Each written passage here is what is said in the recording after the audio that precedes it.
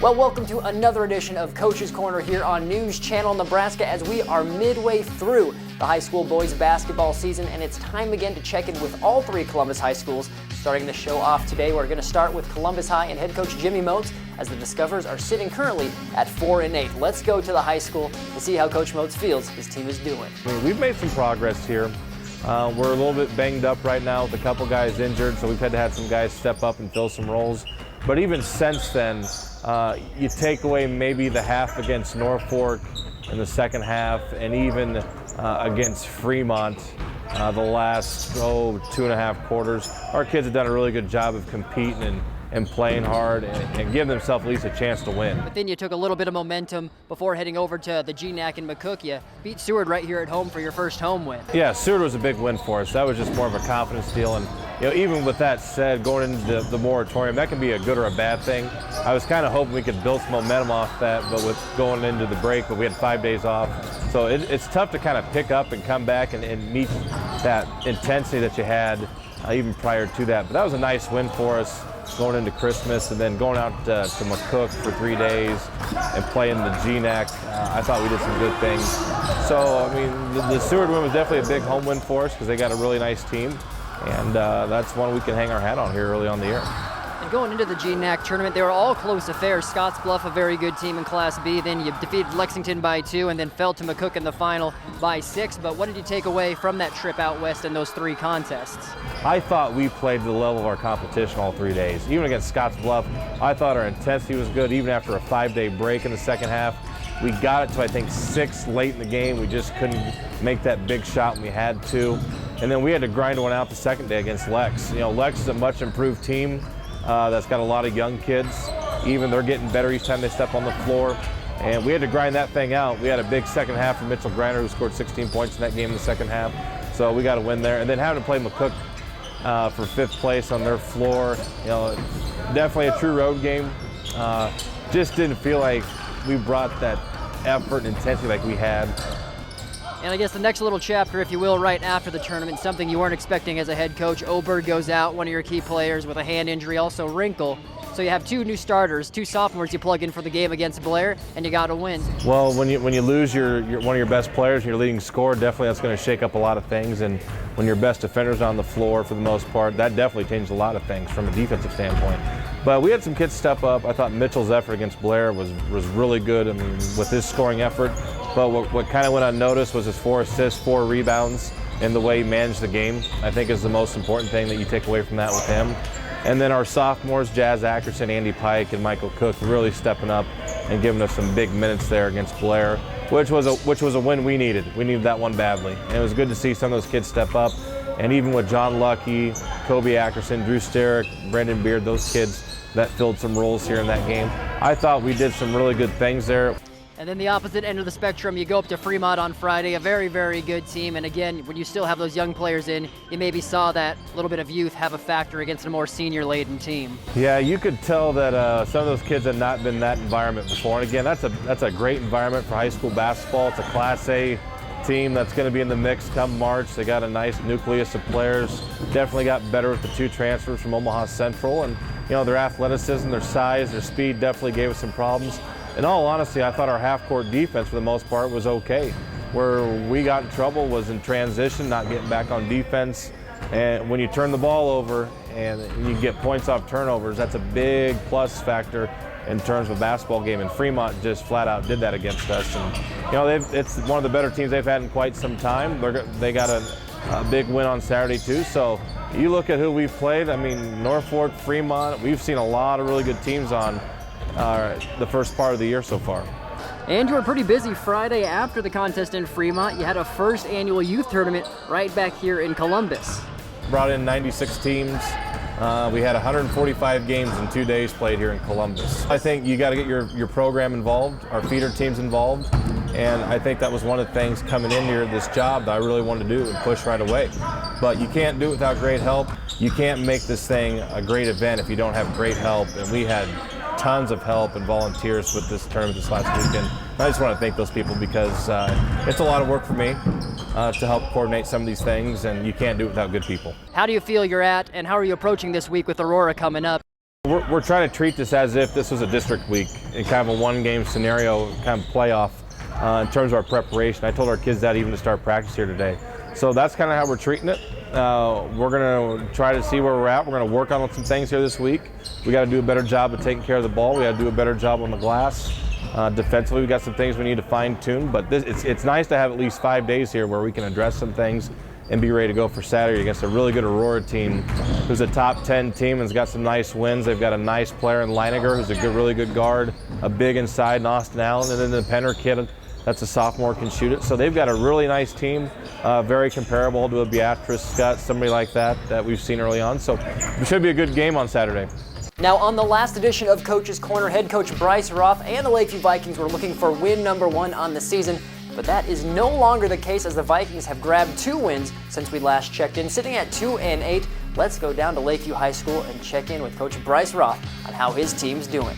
Yeah, Centura was a great, obviously good to get our first win. I thought, heading into moratorium with the win against Centura and the win against David City, a big win where we played really well.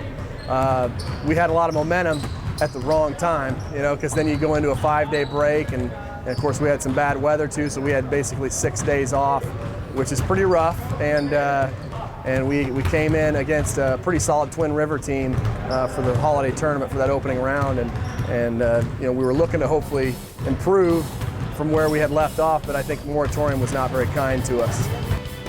And well, what were the good things, looking at that 2 winning streak that you had, what were the things you saw from your team that allowed you to get those W's? Well, if you look offensively, we only scored in the 50s and then in the 60s.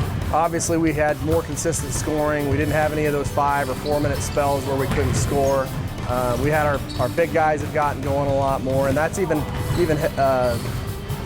with into the new half the season, I guess.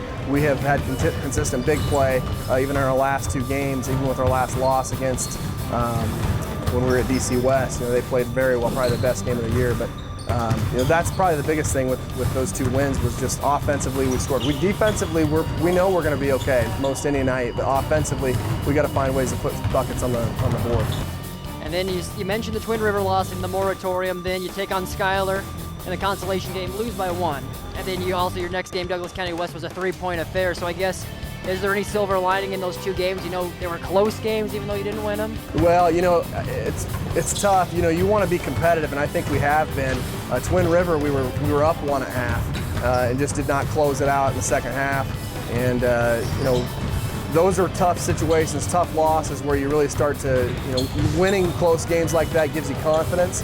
And I think losing close games like that sometimes it works the exact opposite, where you don't see success with what you're doing. You start, guys might start questioning, or lose a little buy-in. But I really like our effort. We're holding teams defensively under 37% shooting, and we're holding them right around the 44-point a game range, 43 points.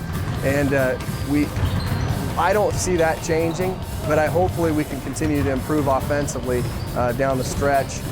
And maybe that's the hard question to answer is how do you look for that offense, or how do you get that offense? Do you think more inside or more perimeter shooting? What do you think? Yeah, well, I think you do a little bit of both. Our perimeter shooting, if you look at DC West, we were 1 for 10 from 3. And that's not, we're better shooters than that, but we're just not shooting with confidence. So what we have done is we've looked to go a little bigger. We've inserted maybe 3 bigs in, 1 more extra big in the lineup, and take a guard out where we're playing with 3 bigs and trying to capitalize on that. And of course, if you're not scoring as well, we're trying to look at maybe getting more offensive rebounds. And there's trade-offs to that too, because if you're not, obviously if you're crashing the boards and you're not getting offensive rebounds, sometimes you're liable to give up some runouts and maybe baskets and transitions. So, it's a double-edged sword, but I think it's something we have to look at, and we've played a little bit bigger. I think not every team are we going to be able to do that with, but I think teams that we, like Pierce, for instance, is more guard-oriented, we might look to go a little bit bigger as well tomorrow night. So you're sitting at 2-7. How do you feel just record-wise? Do you feel it's justifiable? You think you could have had a few more wins, a few more losses, and just the overall status of your team at this point? Yeah, I think the record does not show, what we're capable of, obviously, and I think my message when we met on Saturday for film was to the guys. I was like, we can't focus on our record at this point. We got to look forward and work on continuing to build on each game. Sure, we could have won some other games, but I'm not going to say we should have, because we were capable of probably maybe getting a few extra stops, maybe down the stretch, beating Schuyler, or at Wayne on the road, really close game where we lose by 3. Even Boone Central, all those games, we've been very competitive. We've been close. We just, being right there, just not be able to finish. And hopefully that's a learning process. Hopefully we can get these guys to figure that out and just find a way to win in close situations. So I love our guys, and they're still working hard. They still have a good attitude. They still are buying in. And I would just say, sure, our results have not been what they want or what maybe even fans want, but we are getting better. We're taking care of the ball, averaging probably 11 turnovers a game now, 12 turnovers a game, which is really good for us right now. And we're getting the shots we want, and we just gotta finish. And we're playing hard, playing with good effort. Guys have good attitudes. That's all I want as a coach. We're having a lot of fun. We just gotta find ways to win. Well, last but certainly not least, the Columbus Scotus Shamrocks sitting at a perfect 12-0. They're still undefeated and sit at number 2 in Class C1, just behind also 12-0 Bishop Neumann. Something to look forward to, as both these schools are going to clash in Wahoo in early February. But now we're going to check in with head coach Jeff Anuka at Scotus High School, who recently got his 300th win and is enjoying quite the season with his team. I think we've done a great job this year. We've been really consistent in everything that we've done so far. We've played great defense. We've only had 2 teams get over 50 points on us so far this year, and that's a real hallmark of this team. And probably the other outstanding part of our game is the way we share the basketball. We really move the ball well with each other. A lot of times we have 4 of our starters get to double figures every game, so that's a great asset to have. And what do you attribute that great defense to? The athletes you have on the team, the amazing coaching by you? No, we're athletic, we're quick, and we really enjoy playing defense. We've bought into playing good defense. We know that we can bring that every night, and if you assert yourself defensively, you can really take it to somebody. And the last time I talked to you for a Coach's Corner, you were preparing for a very big weekend against 2 undefeated foes, Pierce and Crete. You beat them both, so obviously you're undefeated, you did, but your thoughts looking back on that weekend? That was going to be a tough weekend for us. We knew that those teams were very, very good. We played Pierce. We had about a 13, 14-point lead in the third quarter, kind of let that slip away, but reasserted ourselves in the fourth quarter and won by 8. The Crete game had to bounce back right away again the next afternoon to play. Again, had about a 14, 15-point lead in the third quarter. I think they got it down to 5 or 6 in the fourth quarter, but we made enough of a run at the end to win the basketball game. And as it's shown, as the seasons wore on, those 2 teams are very good basketball teams. They're both sitting at about 9-2 on the year. And then the momentum went right into the holiday tournament. You defended your title. You defeated a Schuyler team and then a Twin River team in the final. A very good team, but you handled them pretty well. We did, and we played one of our best basketball games of the year that night. We really got off to a good start, 37-13 at the half. We were able to kind of dictate the tempo that we wanted. And, I think our pressure kind of got to them a little bit. We got some deflections and got some easy runouts for ourselves. So it was a really solid holiday tournament. You never know what you're going to get when you come from a holiday off the 5-day moratorium. You never know what you're going to get, and I thought we played really well. And we talked about this after that contest against Twin River. Looked like you really went to another level as far as this team's concerned. What do you attribute that to, and how do you feel the level you're playing at now after that Twin River game? I think the real competitiveness of our kids really shown in that game. They really wanted to win that holiday tournament. It's something that you kind of hang your hat on. It's a goal you have every year. You want to do that. And I think our kids understand that we have to get better every day. We have a Neumann team that's rated above us, that's now rated in the all-class top 10 at number 10 today. So we have to get better every day, to reach our goal, to get to the state tournament, and to possibly someday have a chance to play for a state championship. You've got to work every day.